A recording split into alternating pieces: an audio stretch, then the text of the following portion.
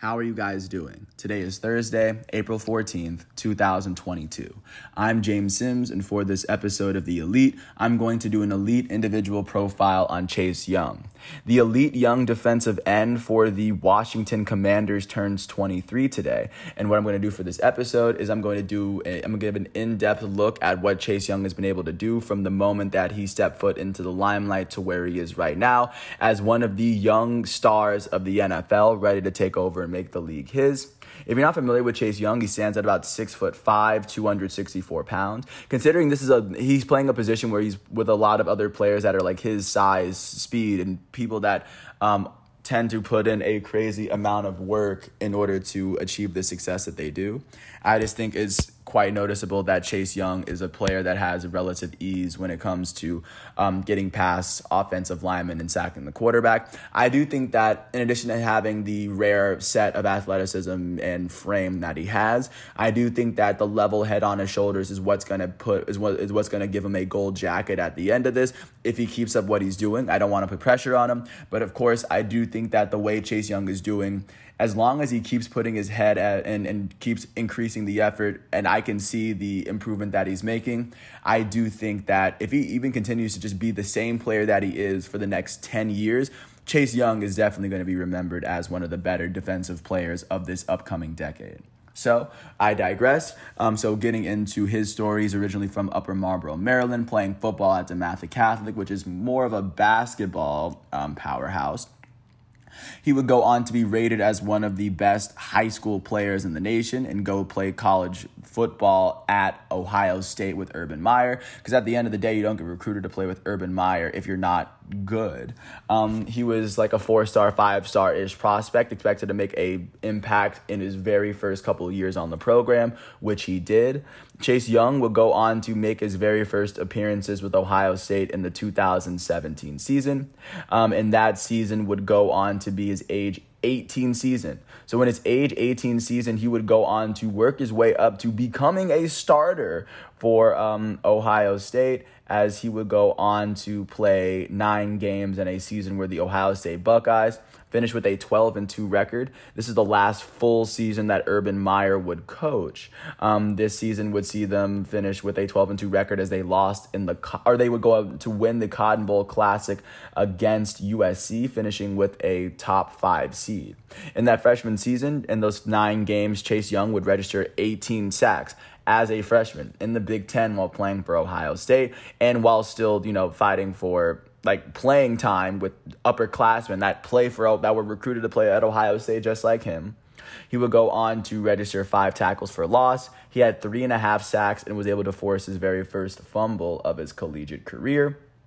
And following that 2017 season where he was mainly a reserve, he would go on to start. He became a full-time starter in his sophomore season with the team in 2018 in his age 19 season.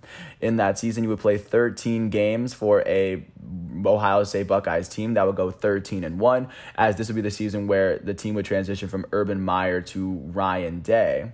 They would go on to finish with a top 3 seed in the nation after they missed out on the playoff, but they went on to beat the Huskies in the Rose Bowl. And there was a whole thing about Chase Young not being able to play in the Rose Bowl because he had borrowed money from someone else in order to pay for something, and it was an NCAA violation, and he was upfront about it. But all in the end of the day, he would end up not. I guess there was something around that day. Don't take my exact word for that, but I believe he would go on to repay his friend in full, but he would go on to get suspended for 2 games. But in the 13 games he played, I digress, he would go on to finish with 34 tackles, nearly double than what he did his freshman year. He would finish with 14.5 tackles for loss, which is triple what he did his freshman season almost. He would go on to finish with 10.5 sacks, the first time he would register a double-digit amount of sacks. He would force a fumble, and he would defend 5 passes. All of this while being a sophomore at Ohio State. As a sophomore, he would go on to be named to the second team All-Big Ten. That's a very big thing to do. He would go on to be named one of the team captains as a junior in 2019. And 2019 would probably go down as one of the most dominant collegiate seasons that we've seen from a defensive player. In his age 20 season, he would play 12 games for an Ohio State Buckeyes team. That would go 13-1 in Ryan Day's first full season. They would go all the way to the national championship semifinal, where they would lose by less than a touchdown to Clemson in the Fiesta Bowl. But in that season, Chase Young would go on to lead. He would set Ohio State school records for single game sacks, as he would record 4 in a game. He would get 5 in a game, 5 tackles for loss in a game against Wisconsin. But this was the season in which he would have to pick up a couple of games of suspension for the Rose Bowl. But he was able to play in the Rose Bowl, but he had to miss a couple of games this year. He would go on to play 12. That's why he played 12 games. And in the 12 games he played, he would finish with 46 tackles, 12 more than he had the previous year in one less game, averaging about 4 tackles a game. He would go on to finish with 21 tackles for loss, averaging nearly 2 tackles per loss per game. And considering you have to get through an entire offensive lineman before the runner gets to the line of scrimmage, it's very tough to get a tackle for loss. He would go on to register 16.5 sacks that season as well. Second season in a row, he had double-digit sacks, and he would have 4.5 more sacks than games. He would go on to finish with 7 forced fumbles on the year in 12 games, meaning that in over half the games he played, he would force a fumble, or at least that's the average. But that would be how Chase Young would go on to put together an amazing statistical season. He would go on to make the first team All-Big Ten, and by finishing the 2010s, he was named to the Big Ten All-2010s team.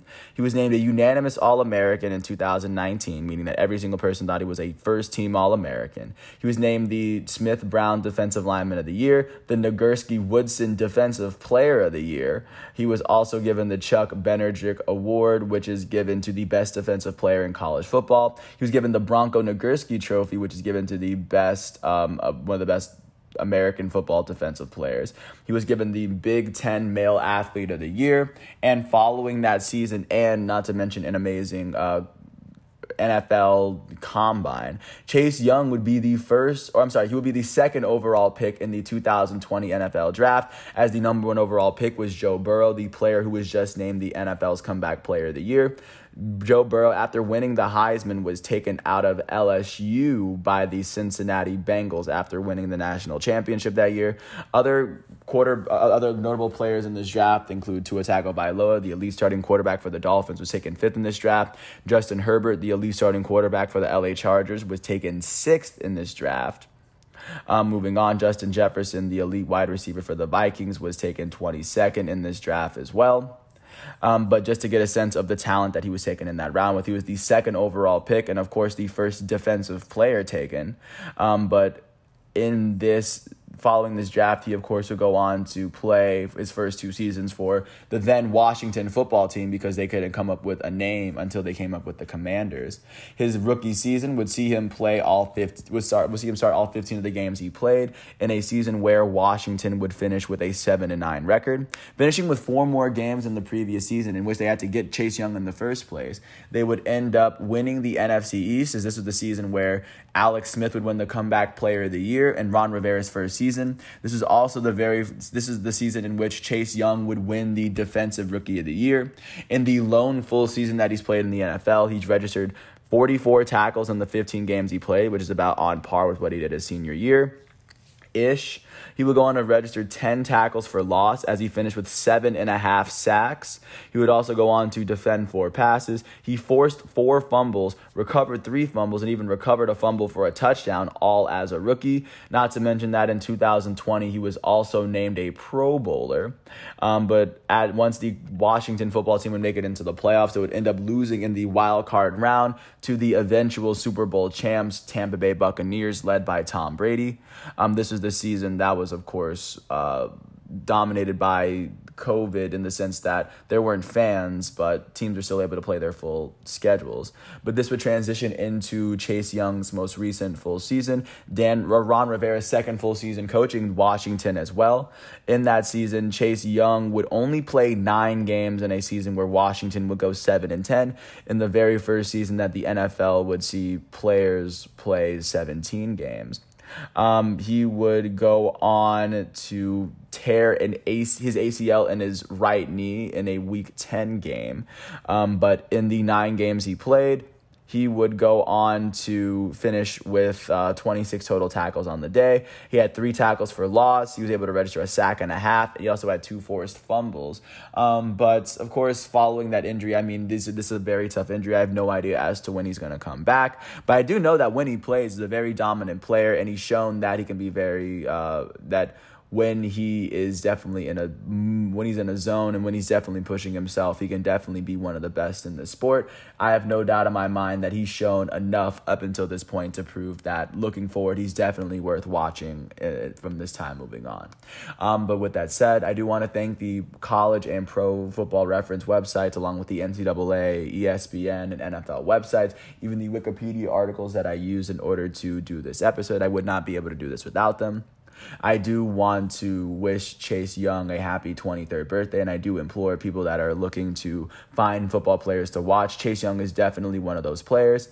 He's wearing number 99 for the Washington Commanders, and odds are if you watch one of his games, you're more than likely going to see him do something. And considering he's very young and coming off of injury, I do think that he can really only go up from here.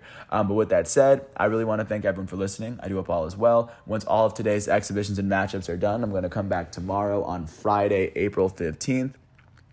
And hopefully by this time next year, I will have another elite individual profile for Chase Young. But until then, I want to thank everyone once again, and I'll catch you with more tomorrow. Thanks for listening to this piece, and peace out. This is The Elite. I'm James Sims, and I'll catch you with more. Thanks for listening. Happy birthday, Chase Young.